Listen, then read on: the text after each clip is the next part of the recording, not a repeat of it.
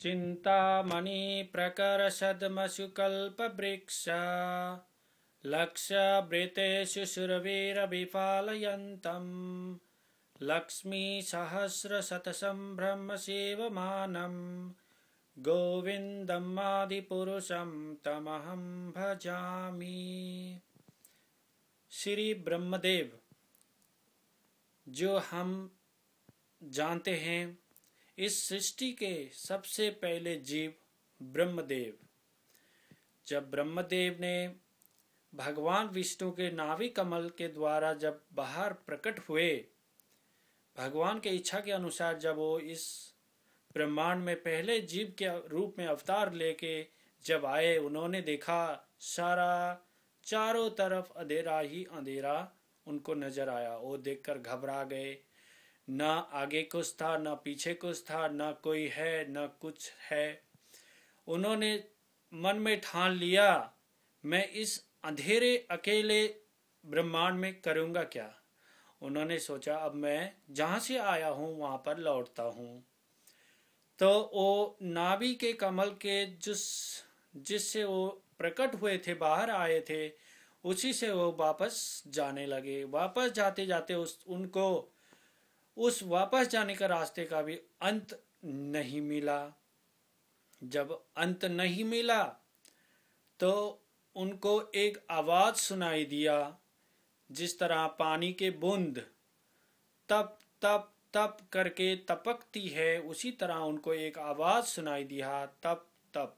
तो ब्रह्मा जी ने सोचा कि शायद मेरे लिए यही सही है कि मैं तपस्या करूं।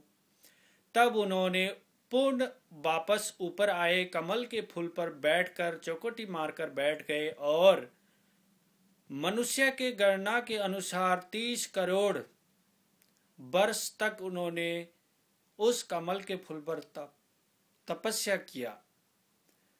तपस्या पूर्ण होने पर उन्होंने भगवान विष्णु, भगवान कृष्ण को साक्षात गोलोक वृंदावन में सखियों समस्त सहस्र लक्ष्मियों के साथ विराजमान होते हुए उन्होंने अपने हृदय के अंदर दर्शन किया। दर्शन कर कर वो बहुत प्रसन्न हुए। प्रसन्न होकर उन्होंने भगवान को अपना समक्ष आने का मन में प्रार्थना किए। तो जब उन्होंने देखा कि भगवान उनके मन में विराजमान हुए, तब उन्होंने धीरे धीरे अपने नेत्र खोले।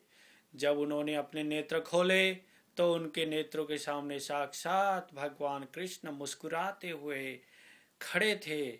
जब ब्रह्मा जी ने देखा इतने सुंदर साक्षात रूप को, जब उन्होंने दर्शन किया, तो ब्रह्मा जी कुछ न समझ पाए। उन्होंने केवल भगवान विष्णु का यानी भगवान कृष्ण का स्तुति करने शुरू किया।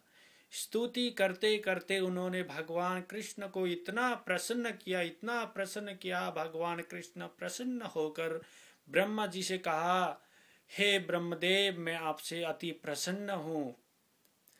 अब आप जो है मेरी इस सृष्टि की रचना कीजिए। इसी तरह से ब्रह्मा जी ने फिर आगे सृष्टि की रचना किया। इसके आगे का कथा हम आपको फिर बताएंगे। हरे कृष्णा।